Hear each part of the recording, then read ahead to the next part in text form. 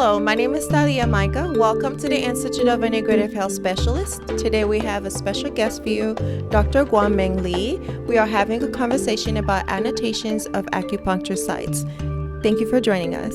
Thank you for having me.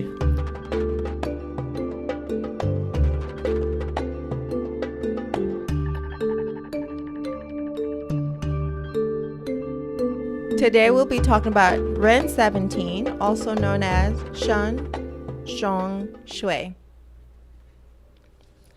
Close enough. 善中学. I learned some, Chinese medicine terms by ear, right? Mm-hmm. So, but I remember it's a 谭中学 rather than 善中学. It's different. And then when I looked up, yes, there's a 善中学 and then there's a 淡中学. There's also both are, the pronunciation of the first character is different, but it means the same thing and connected. But when you look at the character, okay, if you utter if you utter the character 淡, that means the chest. But when you utter it's a 山, that means a smell of a mutant. Of a mutant? Mutant, at the lamp, the sheep, the smell. Oh, M-O-U-T-O, and that's how we say him. Mutton. Oh, mutton, not mutant. Sheep, yeah. Now I learned a new thing. It's a mutton. So it's a smell of mutton. I said mouton. Mouton. So, okay, that's good. That's good. And it says because it is somehow it refers to certain energy implication.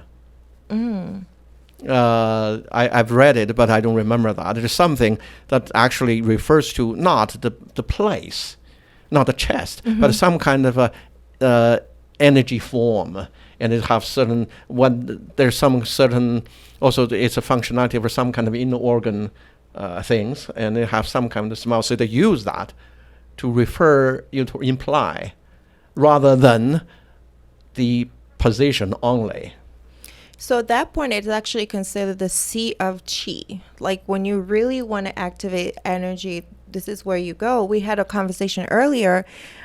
Usually when you watch those medical shows and someone is passing out, they always rub their chest. That point is actually located right here. So that RE17. So it's to open the chest, to give people a voice. It's also associated with your heart chakra, right?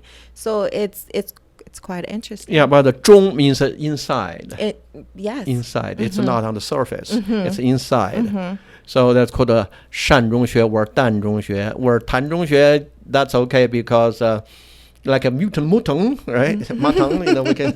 It doesn't matter, as long as it conveys the meaning. Really, the meaning is in the character.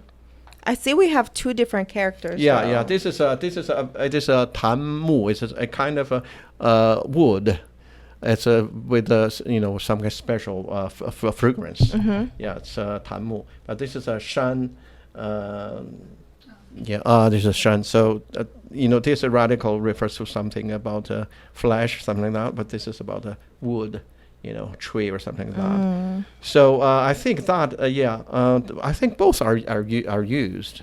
Yeah, one in so what? Yeah, really, when you read the names, you need to be careful because we the Chinese do borrow characters, so I need to be careful.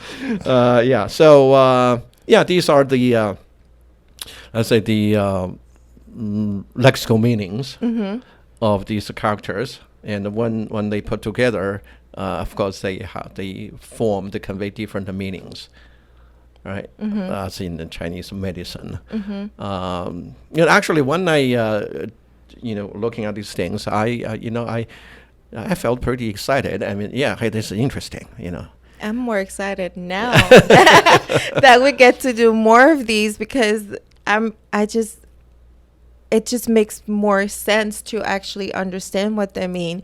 And those points, usually they have a spiritual and a physical meaning, right? So although I just explained how like that connection with the heart chakra, with the loss of consciousness, the sea of qi, but you're going to also use that same point to help women with lactation or like breast abscess. So there's a spiritual, so it, as you explained it, there's more like an in-depth like meaning and usage for me as a practitioner for those ones. Yeah. Yeah, because I have a very good friend. He's a descendant of an imperial doctor. And he told me a story about his grandma who was great at acupuncture, right? How to say, use the needles. And because during that her period, the Chinese the clothes, there's a Qing dynasty. There's a we call it a ma ti xiu, like a horse roof, some kind of a sleeve. Yeah. So when he doing the what do you call 扎针灸 acupuncture, he covers her hand. You don't know what she was doing, up and down, what kind of movements. And even when she taught her student, he did the same thing. And so actually, to me, I was in my 20s. I know when he told me this story. I was very intrigued. That's a very good idea, because it activates the curiosity of the student. Inspire the student to think, to explore. How deep the needle should be.